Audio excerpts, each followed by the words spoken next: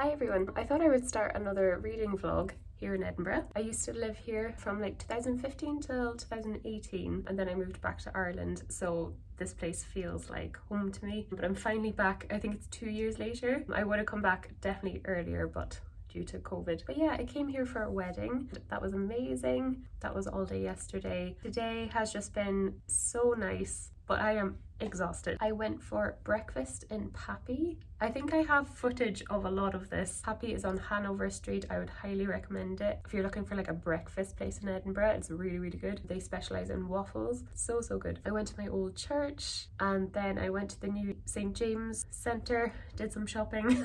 Then I went to Mary's Milk Bar with some friends and just kind of like sat in the gardens for a while catching up. Yeah, I wanted to do a little bit of a reading vlog slash kind of book shopping with me in Edinburgh. I have some time tomorrow. I'm flying out at 2, so I do have the morning and I intend to spend the morning in Waterstones. I just got some footage as well. I probably would have inserted it. I just went to Topping and Company bookstore. I'm not sure what street it's on, but it's a bookshop that's open from like 9 a.m. to 9 p.m. every single day, and it was like 6:30, so I was kind of like, I want to do some more shopping, I'll go there. So I bought 3 books. It was the first time I was there too. I really liked it. The first book I got was Ace of Spades, and this is actually signed by the author. This is basically a dark academia book. This is about Devon. So he is a musician. It says he can't escape the spotlight when his private photos go public, and then there's head girl Chaimaka, and she isn't afraid to get what she wants, but soon everyone will know the price she has paid for power. So yeah, it's kind of like a dark academia mystery. It's meant to be kind of like Gossip Girl like, so I'm excited to read this. The next book I picked up was Blue Ticket by Sophie McIntosh. I read her book The Water Cure earlier this year and I loved it. It was really good.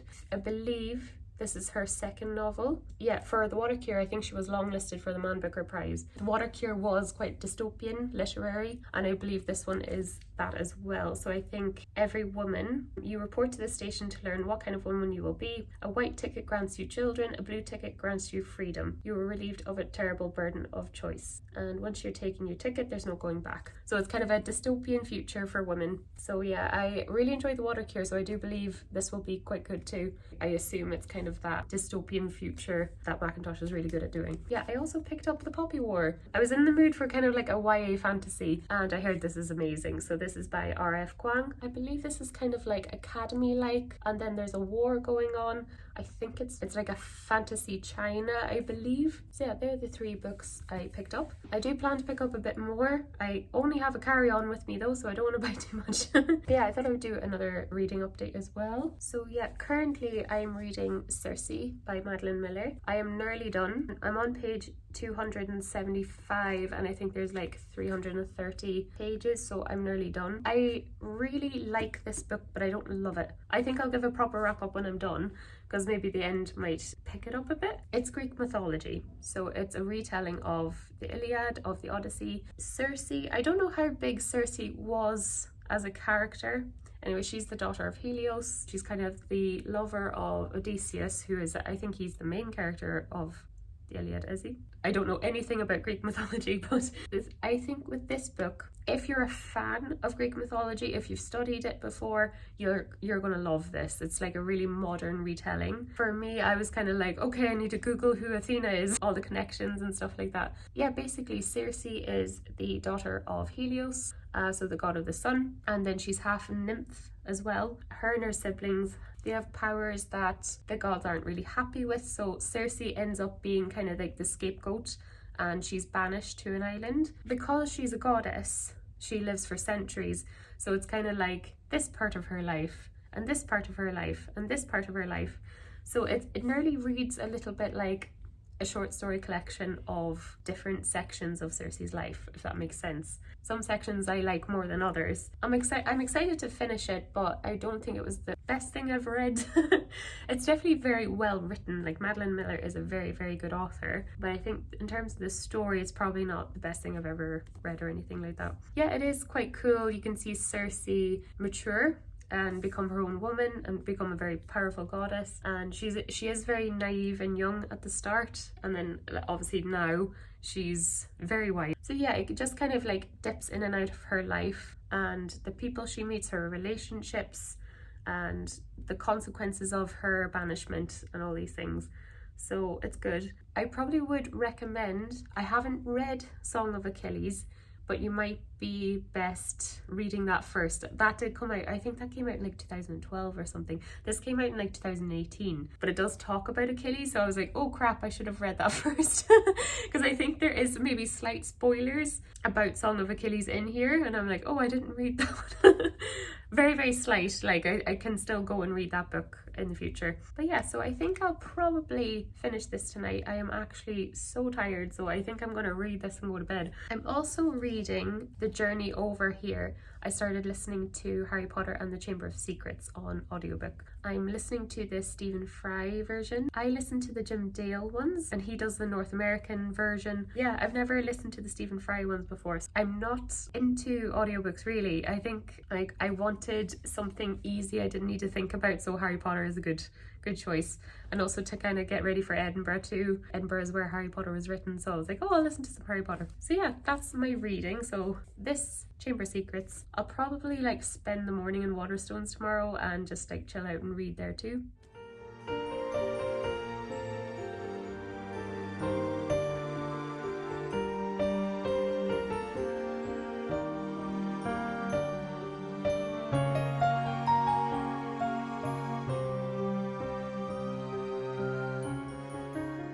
So yeah, I'm just back in the hotel. I picked up 3 books in Waterstones. So the first one I picked up, I think I got a clip of this as well. I got The Queen's Gambit by Walter Tevis. So yeah, I seen the Netflix show of this and I loved it. Anna Taylor-Joy did a really good job, but I heard it was based on a book. It looks like a nice little short read, so it'd be cool to see the original story. I also got A Court of Thorns and Roses by Sarah J Maas. This is, I believe it's a Beauty and the Beast retelling, and this is obviously very, very famous on booktube, but I've never actually picked it up and read it, so I thought I would give it a go. And I think it's new adult fantasy. I don't think it's YA. This one is YA though, so I picked up To Kill a Kingdom. Alexandria Christo is the author of this, and I believe this is the Little Mermaid retelling.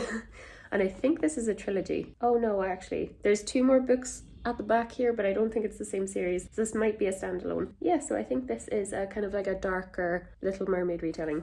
So yeah, I have to pack these somewhere and check out. Yeah, I need to see where these can fit in my suitcase. Also, a bit of a reading update. I did not get Circe done. I went to sleep very early last night, which was good. So yeah, I think I keep saying this, I'll definitely get it done. I think I'll get it done at the airport today. There's very little left, very, very little.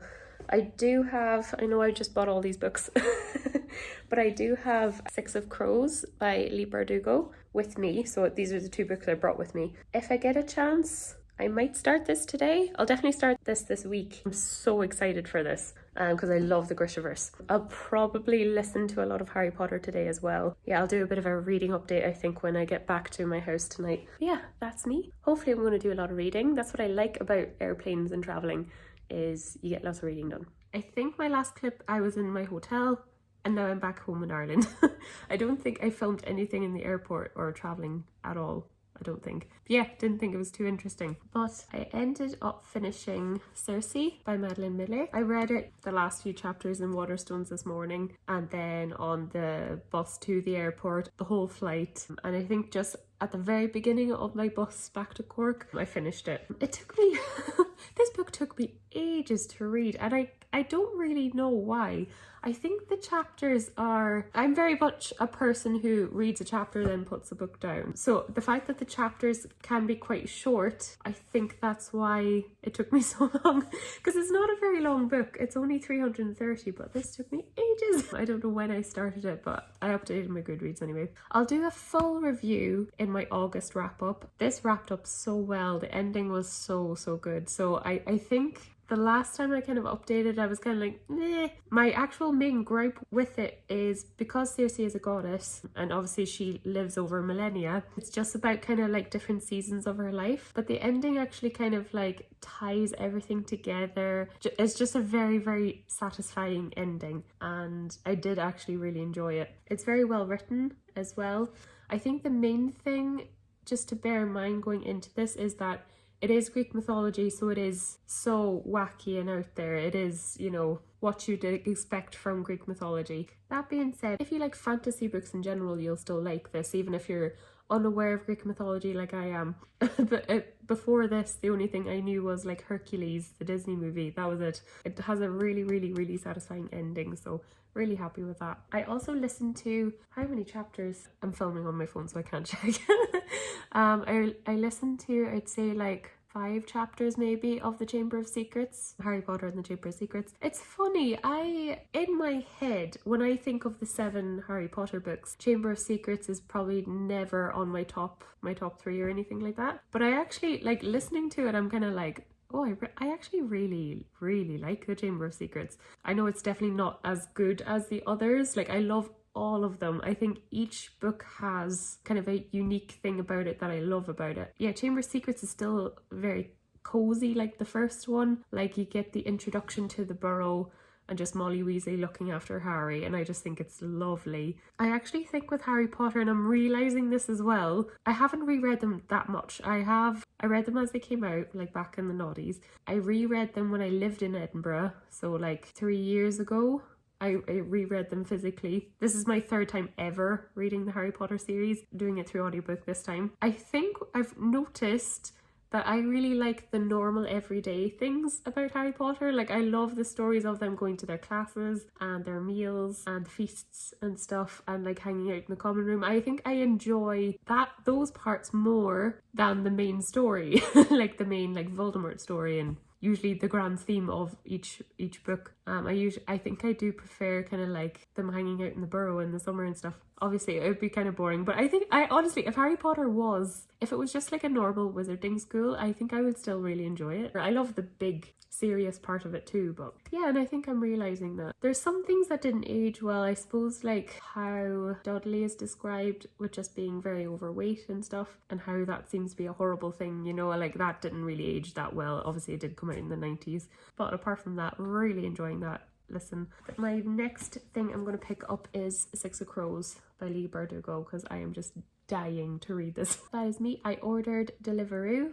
I ordered Thai chili chicken. Cannot wait. I'm going to watch Love Island and just chill out and go to bed early because I have work tomorrow morning. The Edinburgh trip has been really nice, so especially kind of bookish. I got a lot of reading done. Obviously finished Circe, listened to half of Harry Potter, and then went to really nice bookshops and had a really nice like bookish time. So yeah, I think if you're ever in Edinburgh, I would definitely recommend. The Waterstones is stunning, like the cafe on the 2nd floor. You have this beautiful view of the castle as you sit down. There's only a few chairs that have that view, but if you're there early you can get a good one. And then is it Tops and Company? Would highly recommend them. They had so many signed first editions, like they're kind of protected by a film cover and they're all signed. So yeah, if you want to get like a nice hardcover, I would recommend that at that shop. But yeah, I really enjoyed it. It was my first time in there. Anyway, I am gonna go eat.